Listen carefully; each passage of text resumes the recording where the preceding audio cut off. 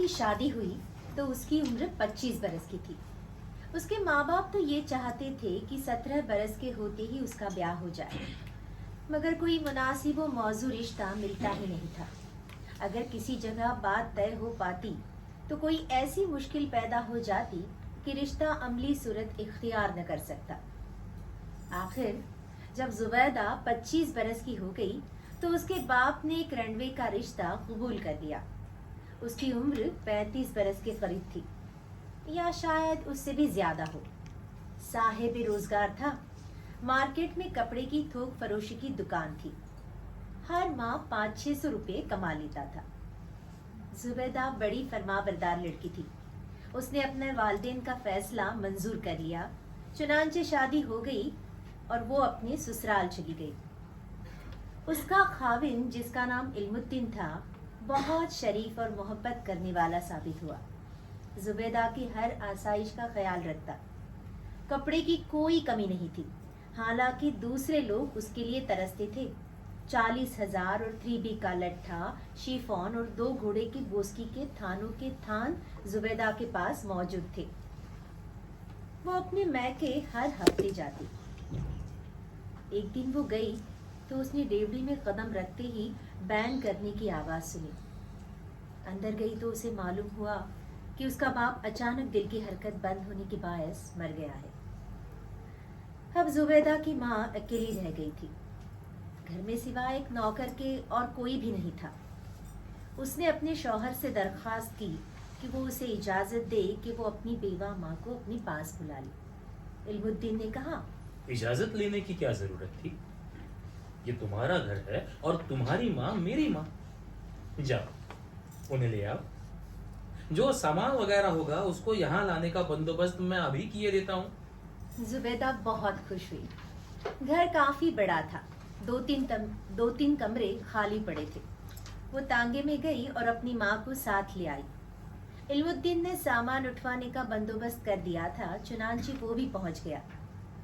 زبیدہ کی ماں کے لیے کچھ سوچ بچار کے بعد ایک کمرہ مخصوص کر دیا گیا۔ زبیدہ کی ماں بہت ممنون و متشکر تھی اور اپنے داماد کے حسن سلوک سے بہت متاثر۔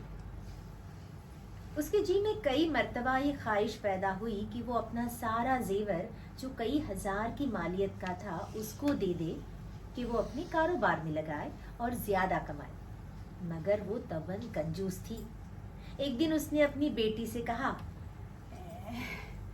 مجھے یہاں آئے 10 مہینے ہو گئے ہیں، میں نے اپنی جیب سے 1 پیسہ خرچ نہیں کیا، حالانکہ تمہارے مرحوم باپ کے چھوڑے ہوئے 10,000 روپے میرے پاس موجود ہیں اور زیور الگ سے۔ زبیدہ انگیٹھی کے کوئلوں پر پھلکا سیک رہی تھی۔ کیا ماں، تم بھی کیسی باتیں کرتی ہو؟ ارے کیسی ویسی میں نہیں جانتی، میں نے یہ سارے روپے علم الدین کو دے دیے ہوتے، مگر میں چاہتی ہوں کہ تمہارے کوئی بچہ پیدا ہو تو میں یہ سارا روپیہ اس کو تحفے کے طور پہ دوں۔ زبیدہ کی ماں کو اس بات کا بڑا خیال تھا کہ ابھی تک بچہ پیدا کیوں نہیں ہوا۔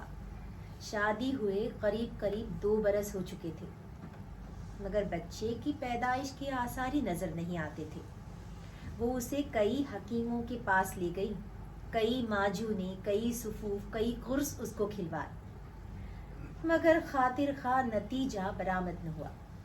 آخر اس نے پیروں فقیروں سے رجوع کیا، ٹونے ٹوٹکے استعمال کیے گئے، تعویذ دھاگے بھی، مگر مراد بر نہ آئی۔ زبیدہ اس دوران تنگ آ گئی۔ ایک دن چنانچہ اس نے اکتا کر اپنی ماں سے کہہ دیا، چھوڑو اس قصے کو، بچہ نہیں ہوتا تو نہ ہو۔ اے بیٹا، یہ بہت بڑا قصہ ہے، تمہاری عقل کو معلوم نہیں کیا ہو گیا ہے۔ تم اتنا بھی نہیں سمجھتی کہ اولاد کا ہونا کتنا ضروری ہے، اسی سے تو انسان کی زندگی کا باغ سدا ہرا بھرا رہتا ہے۔ تو میں کیا کروں؟ بچہ پیدا نہیں ہوتا تو اس میں میرا کیا قصور ہے؟ قصور کسی کا بھی نہیں بیٹی، قصور کسی کا بھی نہیں، بس صرف एक अल्लाह की मेहरबानी चाहिए। जुबैदा अल्लाह मियाँ के हुजूर हजारों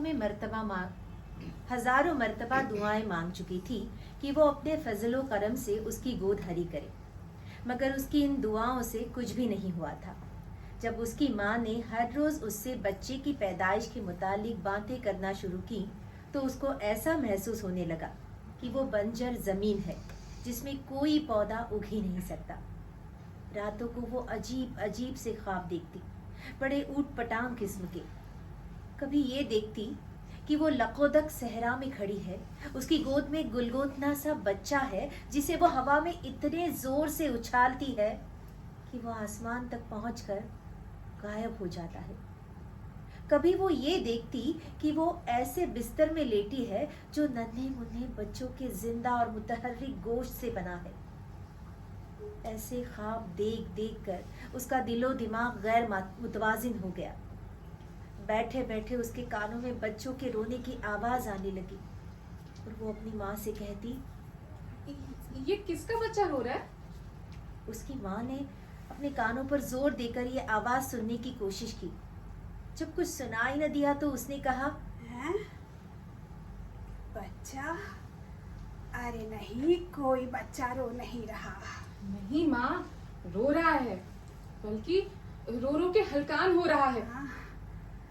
अरे या तो मैं बहरी हो गई हूँ या तुम्हारे कान बजने लगे हैं। जुबैदा खामोश हो गई, लेकिन उसके कानों में देर तक किसी नौजायदा बच्चे के रोने और बिलखने की आवाजें आती रहीं। उसको कई बार ये भी महसूस हुआ कि उसकी छातियों में दूध उतर रहा है। इसका जिक्र उसने अपनी माँ से न किया, लेकिन जब वो अंदर अपने कमरे में थोड़ी देर आराम करने के लिए गई तो उसने कमीज उठाकर देखा कि उसकी छातियां उभरी हुई थीं। बच्चे के रोने की आवाज उसके कानों में अक्सर टपकती रही, लेकिन वो अब समझ गई थी कि यह सब वाहिमा है।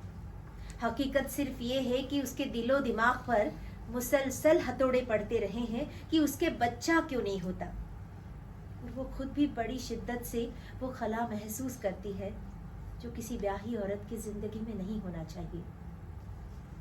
वो बहुत उदास रहने लगी। मोहल्ले में बच्चे शोर मचाते तो उसके कान फटने लगते। उसका जी चाहता कि बाहर निकलकर उन सबका गला घोंट डाले। उसके शौहर इल्मुद्दीन को औलाद वौलाद की कोई फिक्र नहीं थी। वो अपने व्यापार में मगन था। कपड़े के भाव रोज बरोज चढ़ रहे थे। आदमी चूंकि होशियार था, इसलिए उसने कपड़े का काफी जखीरा जमा कर रखा था। अब उसकी माहाना आमदनी पहले से 2 गुना हो गई थी, मगर इस आमदनी की ज्यादती से जुबैदा को कोई खुशी हासिल नहीं हुई थी। जब उसका शौहर नोटों की गड्डी उसको देता तो उसे अपनी झोली में डालकर देर तक उन्हें लोरी देती रहती। फिर वो उन्हें उठाकर किसी ख्याली झूले में बिठा देती। एक दिन इल्मुद्दीन ने देखा कि वो नोट जो उसने अपनी बीवी को लाकर दिए थे दूध की पतीली में पड़े हैं। वो बहुत हैरान हुआ कि ये कैसे यहाँ पहुँच गए। चुनांचे उसने जुबैदा से पूछा, अरे जुबैदा, ये नोट दूध की पतीली में किसने डाले? बच्चे बड़े शरीर हैं, ये हरकत उन्हीं की होगी। बच्चे? लेकिन यहाँ बच्चे कहाँ हैं? क्या? हमारे यहाँ बच्चे नहीं। आप भी कैसी बातें करते हैं? अभी स्कूल से वापस आते होंगे, उनसे पूछूंगी कि ये हरकत किसकी थी। इल्मुद्दीन समझ गया कि उसकी बीवी के दिमाग का तवाजुन कायम नहीं, लेकिन उसने अपनी सास से इसका जिक्र न किया कि वो बहुत कमजोर औरत थी। वो दिल ही दिल में जुबैदा की दिमागी हालत पर अफसोस करता रहा, मगर उसका इलाज उसके बस में नहीं था। उसने अपने कई दोस्तों से मशवरा लिया। उनमें से चंद ने उससे कहा कि पागल खाने में दाखिल करा दो, मगर इसके ख्याल ही से उसे वहशत होती थी। उसने दुकान पर जाना छोड़ दिया। सारा वक्त घर रहता और जुबैदा की देखभाल करता कि मुबादा वो किसी रोज कोई खतरनाक हरकत कर बैठे। उसके घर पर हर वक्त मौजूद रहने से जुबैदा की हालत किसी कदर दुरुस्त हो गई, लेकिन उसको इस बात की बहुत फिक्र थी कि दुकान का कारोबार कौन चला रहा है, और कहीं वो आदमी जिसको ये काम सुपुर्द किया गया है गबन तो नहीं कर रहा। उसने चुनांचे कई मर्तबा अपने खाविन से कहा तुम दुकान पर क्यों नहीं जाते? जानम, मैं काम करके थक गया हूँ। अब थोड़ी देर आराम करना चाहता हूँ। मगर दुकान किसके सुपुर्द है? वो मेरा नौकर है, वो सब काम करता है। क्या ईमानदार है? हाँ, बहुत ईमानदार है। दमड़ी दमड़ी का हिसाब देता है। तुम क्यों फिक्र करती हो? मुझे क्यों फिक्र ना होगी? बाल बच्चेदार हूँ, मुझे अपना तो कुछ ख्याल नहीं, लेकिन इनका तो है। ये आपका नौकर अगर आपका रुपया मार गया तो ये समझिए कि बच्चों को। जुबैदा, जुबैदा, इनका अल्लाह मालिक है। वैसे मेरा नौकर बहुत वफादार है और ईमानदार है। तुम्हें कोई तरद्दुद नहीं करना चाहिए। मुझे तो किसी किस्म का तरद्दुद नहीं है, लेकिन बाज़ औक़ात माँ को अपनी औलाद के मुताबिक सोचना ही पड़ता है। इल्मुद्दीन बहुत परेशान था कि क्या करे। जुबैदा सारा दिन अपने ख्याली बच्चों के कपड़े सीती रहती, उनकी जुराबें धोती, उनके लिए ऊनी स्वेटर बुनती। कई बार उसने अपने खाविन से कहकर मुख्तलिफ साइज की छोटी छोटी सैंडलें मंगवाई, जिन्हें वो हर सुबह पॉलिश करती थी। इल्मुद्दीन ये सब कुछ देखता और उसका दिल रोने लगता, और वो सोचता कि शायद उसके गुनाहों की सज़ा उसको मिल रही है। ये गुनाह क्या थे, इसका इल्म इल्मुद्दीन को नहीं था। एक दिन उसका एक दोस्त उससे मिला जो बहुत परेशान था। इल्मुद्दीन ने उससे परेशानी की वजह दरियाफ्त की तो उसने बताया कि उसका एक लड़की से माशका हो गया था, अब वो हामिला हो गई। इसकात के तमाम ज़राए इस्तेमाल किए गए हैं, मगर कामयाबी नहीं हुई।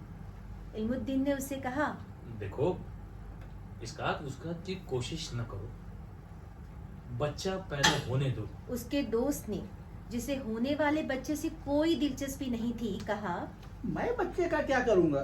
तुम मुझे दे देना। बच्चा पैदा होने में कुछ देर थी। इस दौरान इल्मुद्दीन ने अपनी बीवी जुबैदा को यकीन दिलाया कि वो हामिला है और एक माह के बाद उसके बच्चा पैदा हो जाएगा। जुबैदा बार बार कहती, मुझे अब ज्यादा औलाद नहीं चाहिए, पहले ही क्या कम है। इल्मुद्दीन खामोश रहता।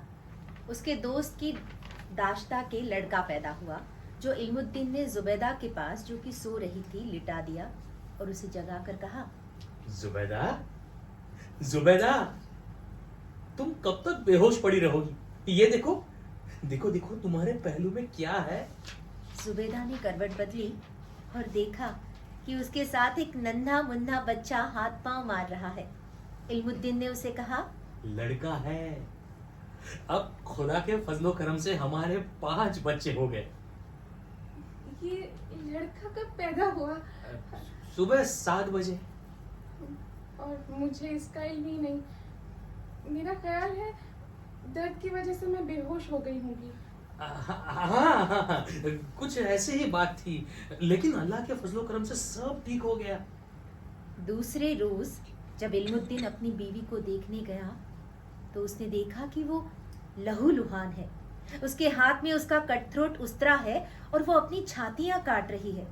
इल्मुद्दीन ने उसके हाथ से उस्तरा छीन लिया। जुबैदा, जुबैदा, ये क्या कर रही हो तुम? जुबैदा ने अपने पहलू में लेटे हुए बच्चे की तरफ देखा और कहा, सारी रात पिलकता रहा है, लेकिन मेरी छातियों में दूध ना उतरा। लानत है ऐसी। इससे आगे वो और कुछ न कह सकी। खून से लुथड़ी हुई एक उंगली उसने बच्चे के मुंह के साथ लगा दी और वो हमेशा की नींद सो गई।